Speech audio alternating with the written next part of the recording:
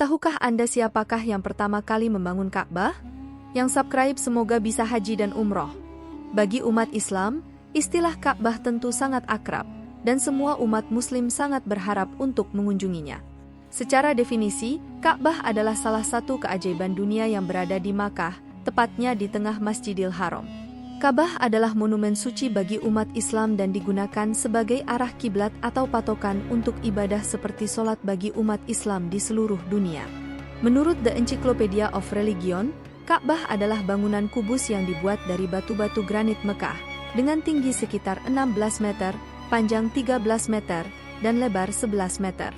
Dalam berbagai sumber, terdapat beragam pendapat mengenai awal mula pembangunan Ka'bah di bumi. Salah satu penulis sejarah menyatakan bahwa Ka'bah pertama kali dibangun oleh malaikat. Pendapat ini berdasarkan riwayat Ali bin Husain, di mana Allah berfirman dalam surah Al-Baqarah ayat 30. Sesungguhnya Allah akan menciptakan seorang khalifah di muka bumi ini. Para malaikat merasa tidak senang ketika mendengar firman tersebut karena mereka telah patuh dalam menyucikan dan mengagungkan segala perintah Allah. Mereka telah mengusir jin ke gunung-gunung dan pulau-pulau setelah jin-jin tersebut merusak bumi. Para malaikat khawatir bahwa jika diciptakan seorang khalifah baru, mereka juga akan melakukan hal serupa atau bahkan lebih buruk. Sebagaimana para malaikat berkata, "Mengapa engkau hendak menjadikan khalifah di muka bumi itu orang yang akan membuat kerusakan padanya dan menumpahkan darah, padahal kami senantiasa bertasbih dengan memuji engkau dan mensucikan engkau." Quran Surat Al-Baqarah ayat 30.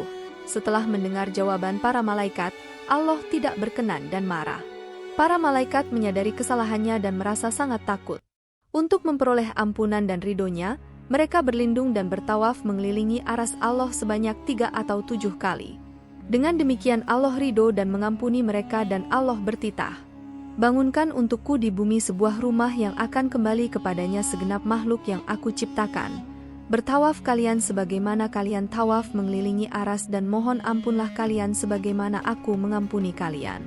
Setelah menerima perintah tersebut, para malaikat segera membangun rumah suci berbentuk kubus di tempat yang disebut Bakkah, yang terletak persis di bawah Baitul Ma'mur, tempat ibadah yang berada di surga pada langit ketujuh. Mereka tahu bahwa jika sebuah batu jatuh dari Baitul Ma'mur, pasti akan jatuh tepat di atas bangunan tersebut. Allah kemudian memerintahkan para malaikat untuk melakukan tawaf mengelilingi bangunan tersebut, seperti yang dilakukan oleh malaikat di langit. Dengan demikian, para malaikat telah melakukan ibadah haji 2000 tahun sebelum Nabi Adam diciptakan. Dalam beberapa literatur sejarah, disebutkan bahwa pembangunan Ka'bah dilakukan beberapa kali, meskipun jumlahnya tidak dapat dipastikan secara pasti. Beberapa dari mereka yang membangun Ka'bah termasuk Nabi Adam, Nabi Syits ibnu Adam, Nabi Ibrahim dan Nabi Ismail, Amalikah, Jurhum, Qusay ibnu Kilab, Quraisy, Abdullah ibnu Zubair pada tahun 65 Hijriah, Al-Hajjaj ibn Yusuf al-Sakafi pada tahun 74 Hijriah, Sultan Murad al-Utsmani pada tahun 1040 H. Dan yang terakhir dilakukan oleh Fahd ibnu Abdullah al-Aziz pada tahun 1417 Hijriah. Menurut sejarawan lain, Nabi Adam adalah orang pertama yang membangun Ka'bah. Allah memerintahkan malaikat Jibril untuk menyampaikan wahyu kepada Adam dan Hawa dengan menunjukkan lokasi yang tepat. Jibril kemudian menyampaikan wahyu yang berbunyi, "Dirikanlah untukku sebuah bangunan." Imam Mawardi menyatakan bahwa Nabi Adam membangun Baitullah dengan bantuan malaikat Jibril. Setelah bangunan itu selesai, Allah memerintahkan Nabi Adam dan Hawa untuk melakukan tawaf, dan Allah berfirman, "Engkau adalah manusia pertama dan inilah bangunan yang pertama." Dengan demikian bahwa Nabi Adam menjadi manusia pertama yang berhaji walaupun dengan manasik yang belum sesempurna sekarang. Setelah Baitullah dibangun, Nabi Adam mulai melakukan sholat dan tawaf di sana secara terus-menerus. Namun, suatu ketika Allah mendatangkan angin topan yang menghancurkan bangunan Ka'bah tersebut sehingga hanya menyisakan pondasi dasarnya. Dalam kitab Al-Ma'arif, Ibnu Qutaibah menjelaskan bahwa setelah Nabi Adam wafat, yang membangun kembali dan merenovasi Baitullah adalah anaknya, Nabi Syits. Ibnu Qutaibah menyebutkan bahwa Nabi Syits meninggikan fondasi Baitullah menggunakan tanah liat dan batu.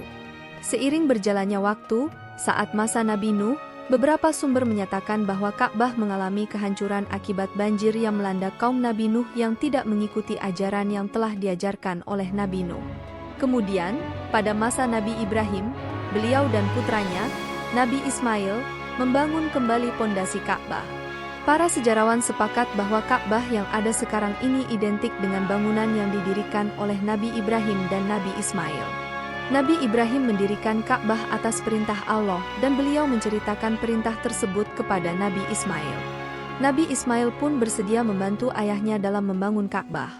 Nabi Ibrahim menunjukkan kepada Nabi Ismail sebuah bukit tinggi di sekitarnya, berdasarkan perintah Allah, dan keduanya mulai menggali dan membangun pondasi Baitullah. Nabi Ismail menggotong batu, sementara Nabi Ibrahim yang membangun, meskipun beliau sudah lanjut usia. Setelah bangunan mencapai tinggi yang tidak dapat dijangkau oleh Nabi Ibrahim, Nabi Ismail membawa batu sebagai dasar untuk makom yang kemudian diletakkan di tempatnya. Nabi Ibrahim kemudian berdiri di atas batu tersebut sambil melanjutkan proses pembangunan seluruh Baitullah. Oleh karena itu, batu tersebut dikenal sebagai makom Ibrahim karena Nabi Ibrahim berdiri di atasnya saat membangun Ka'bah. Menurut sejarawan Al-Mas'udi, setelah Nabi Ibrahim dan Nabi Ismail, Ka'bah dibangun dengan ukuran panjang 30 hasta, lebar 21 hasta, dan tebal 7 hasta, tanpa atap. Bangunan ini memiliki 2 pintu di atas permukaan tanah, satu terletak di dinding sebelah timur, tenggara, dan satunya lagi di dinding selatan, barat laut. Di dalam Ka'bah terdapat lubang yang sengaja digali sebagai tempat penyimpanan. Wallahu a'lam bishawab.